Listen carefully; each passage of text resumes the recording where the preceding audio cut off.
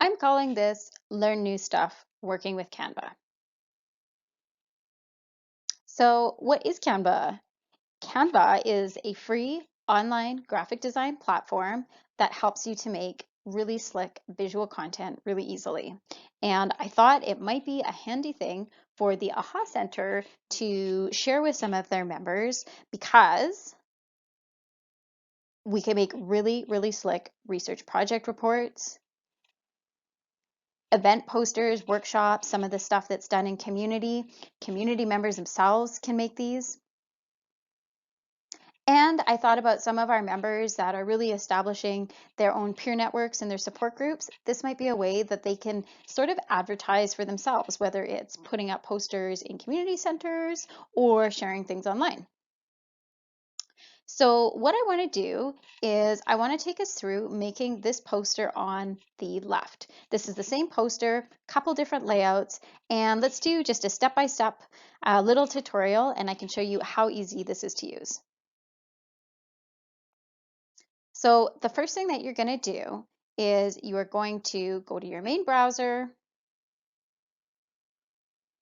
and you're going to go to canva.com. Here's your home page. You have a few different ways to navigate for the kind of presentation you want to do. Think about what you want to do. Are you advertising something? Are you doing a workshop? Are you just wanting to give some information out? There's lots of different designs. I like using this search bar, and I'm going to use Nature Poster as my search tool because I want to do something for the WOW project. The WOW project is about land, so I want something kind of naturey that conveys that message visually. Here are a whole bunch of different templates that they have for you. Look for a good layout. I kind of like to go for something a little bit simpler, really clean. It can give your message right up front. And you can see here, I decided to pick this first one. All you have to do, you double click it, and it's going to pop up your project in a new browser window.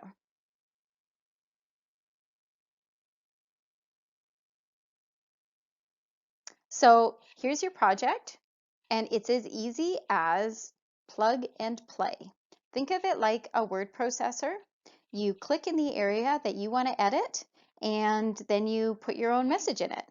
So you can see that all of the fonts are pre-selected, and not only the font choice, but also the font size. And so think about where you want to emphasize certain messages and how you want to lay them out.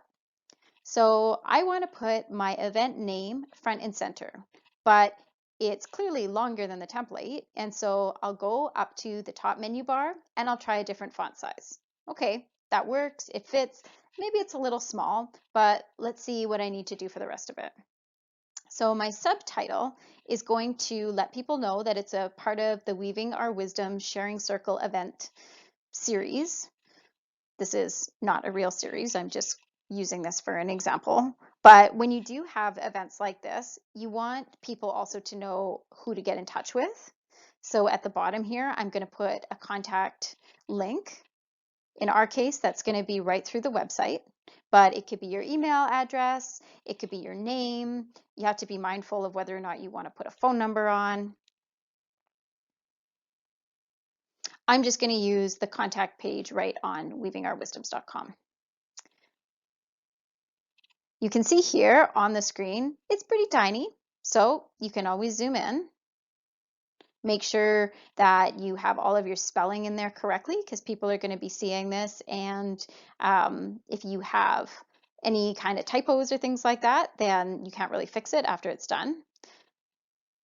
I want to put the time that this event is going to happen so people know where they're going to be going. Something that's also important to note is that since we're a national organization, you have to be specific about what time zone you're going to be in so people can make sure that they correct it for wherever they are going to be joining from. And there we go. All of the text content is already in there. And now I can start making it look how I want to for our event on its own. Cleaning it up a little bit, I think we can make the title a little bit bigger. 150. Okay, good. Looks nice, lines up well. Give it a quick, composition check. So right there, it looks good. I think actually everything is pretty good. But I want to use one of my own pictures. And I'm going to show you how easy it is to upload something from your own picture portfolio. So right there on the left-hand side, uploads, we're going to go to my computer, navigate to find wherever your pictures are. So just find your own storage spot. You might have them there. You might have to email them to yourself if they're on your phone. And I'm going to look for a picture that is going to reflect what I want to convey. This is about land and spirit. So I want to think, what's a picture that I look at that makes me feel relaxed? And I'm thinking about living well. So I want something that's going to make me feel good when I look at this poster. If this was a picture of like storm and rain clouds, that wouldn't really evoke ideas of wellness in me. So when you're thinking about what you're going to pick, keep your subject matter in mind. You just want everything to match. The words match, the pictures match, everything will go together. Okay, now that picture looks pretty nice. See that all I did was I just drag and drop. I drag and drop the file into this window. I drag the picture right on top of the template and it just puts it right in. Here's another one. Let's try how this one looks. See what I'm doing? I'm moving it around just until it sort of fills in the back. Okay, that looks nice too. That's like pretty serene. Try one more. This picture here is on Vancouver Island. It's a really peaceful stream. It's a stream that's actually used for a lot of ceremony by the communities that live around there. That makes me think about being in a very spiritual place, a place that has a lot of wellness and healing. I'm going to pick that picture. So one of the things that's neat, look at the colors here. They will give you a color palette that matches your photo. You can choose it if you want and just give it a try and see how it looks. So this is the green that they picked that matches my picture. I'm going to do that all over. Oh, very nice. You can also do it with the text. See in the top menu there, try a couple different things. Okay, it's a little bit dark. I kind of like the white, so I'm going to keep it white. Okay, I'm pretty happy with that poster. Next thing I need to do is, oh, hang on. If in the off chance you maybe don't have some of your own photos, you can always use some of their stock photos. And make sure that you're using the ones that say free, because there is a paid version of Canva that gives you a few more options. Yeah. Okay, so now downloading this. See at the top there, download. I want to bring this now onto my computer. It's as simple as clicking the down arrow, hitting download, and it is now going to take this file and put it as a PDF on my hard drive. Okay, bottom left corner there, it's uploading. I'm going to wait for it to finish. And here it is. You see it opened it in a new web browser, so I'm still going to have to bring it down to my own hard drive. Okay, download. I'm going to save it in a spot on my computer that makes sense, give it a name that makes sense, calling Weaving Our Wisdom's Wow event poster.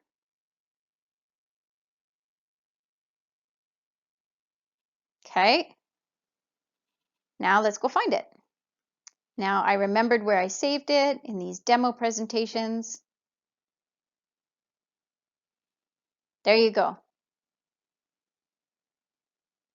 We have now made our poster, and look at how quick that was. Looks pretty good. Look for any spelling mistakes, do some of those kinds of checks. I'm almost ready to send it out, but okay, check this out. This file is 15 megabytes. That is going to be way too big to email, and it's also going to be difficult to print. So we want to make it smaller. Sometimes you might have an option of compressing it, but I'll show you here. Give it a different name so that you've got one that's high quality and one a little bit lower. Now it tells me that I actually can't shrink it any smaller. So one of the other options is to just turn it into a picture that flattens everything together, but it means that it's going to be smaller. So export to image. I like using JPEGs. Okay, Same thing, reduced. Now we can go back to my computer. Now look, it is under a meg in size. I'll be able to email that. When I look at it, quality still looks great. There might be a few little shifts, but you know what? It's going to be great to print, send it out to friends and family. I think we're pretty good.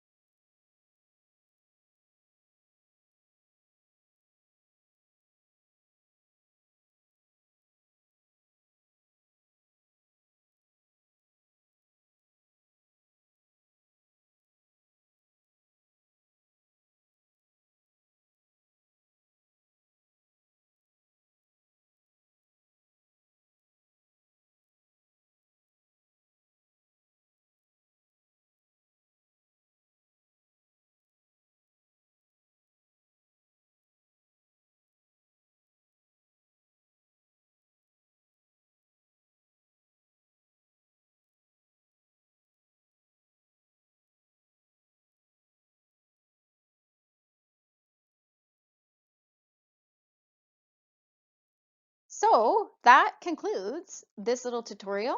Let me know if you have some questions, little tips on how to make the explaining a little bit better, or things to go in a little bit deeper. Thank you.